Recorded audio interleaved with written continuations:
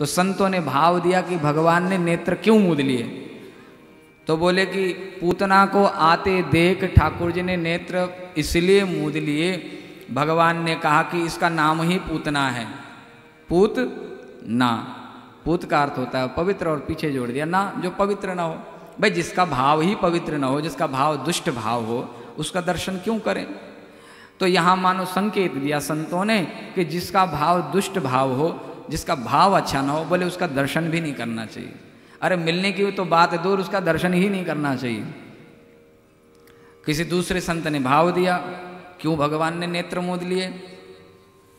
बोले कि भगवान विचार करने लगे, अभी तो छठी का दूध भी नहीं पिया कि ये जहर पिलाने आ गई। ऐसे कौन से कर्म किए भाई हमने कि जहर पीना पड़ रहा है आते ही? तो मानो इसलिए सोच में पड़ गए, ये तो बड़ी आफत आ गई। तीसरा भाव, बोले नेत्रों में चंद्र सूर्य का वास होता है, नेत्रों में चंद्र सूर्य का वास होता है, क्योंकि जब हम नेत्र खोलते हैं तो तभी हम देखते हैं संसार को।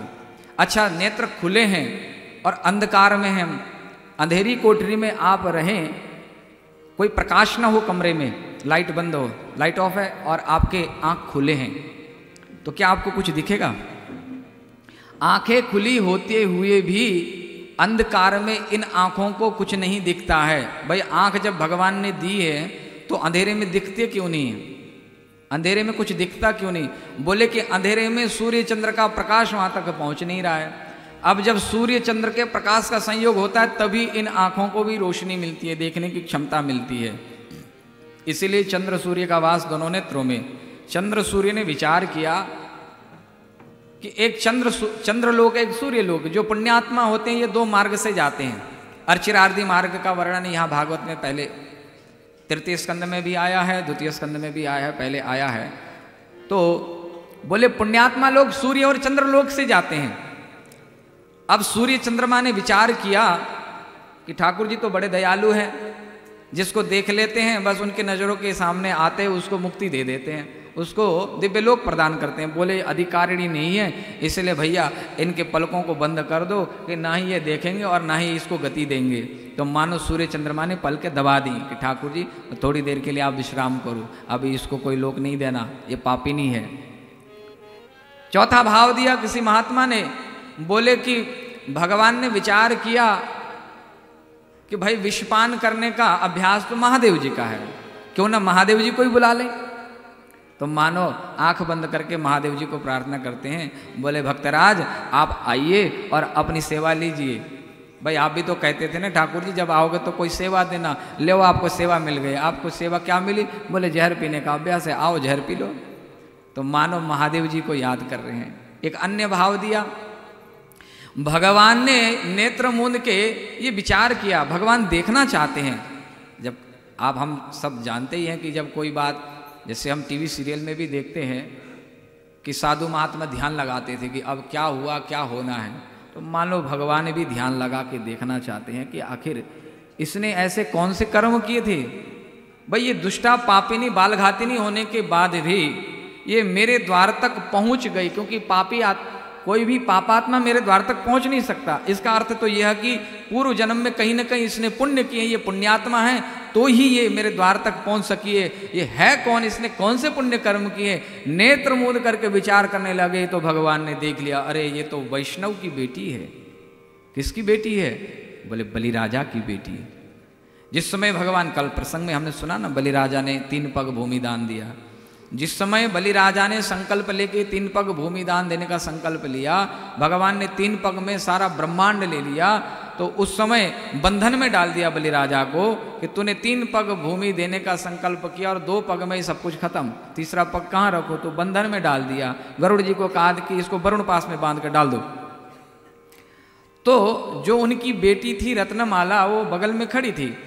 जब वामन के रूप को देखा अपने द्वार पे आते हुए, तो उसके मन में वात्सल्य उमड़ा कि कितना सुंदर बालक है, अगर ऐसा बालक मेरे यहाँ बेटा बन के आए, अपनी गोद में रखती, उसको दूध पिलाती।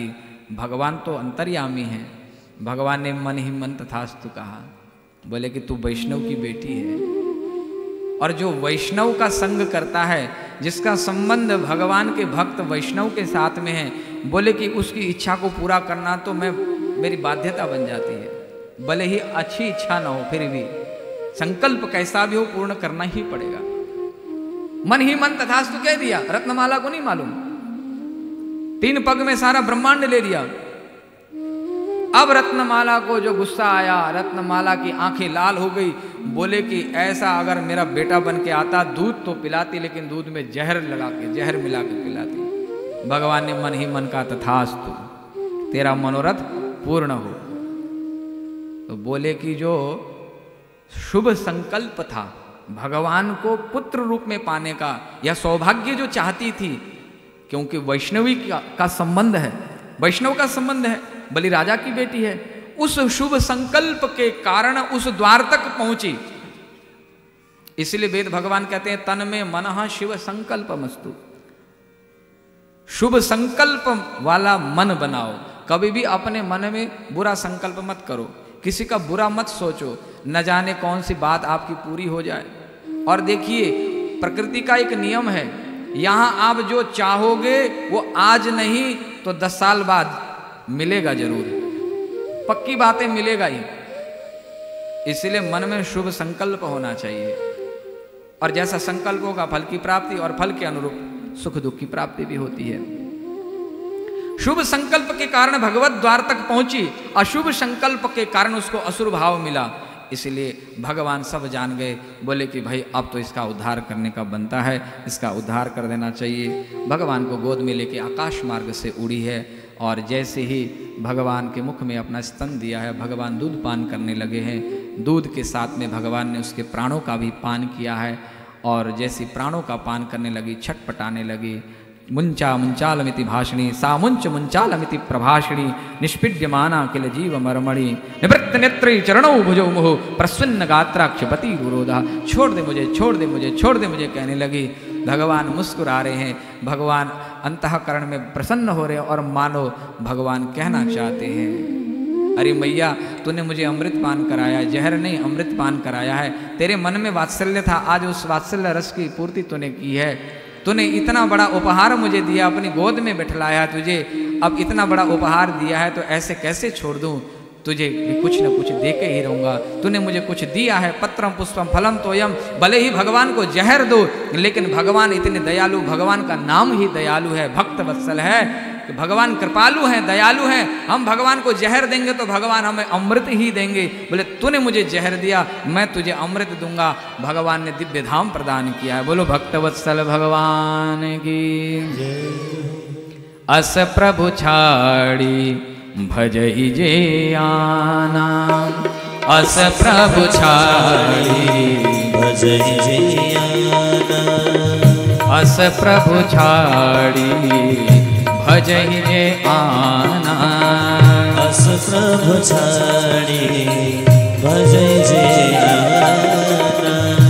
देह नर पशु बिनु पूछ बिषाणा, देह नर पशु बिनु पूछ बिषाणा।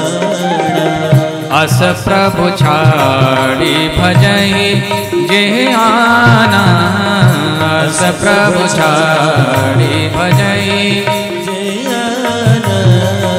देह नर पशु बिनु पूछ बिषाणा, देह नर पशु बिनु पूछ बिषाणा।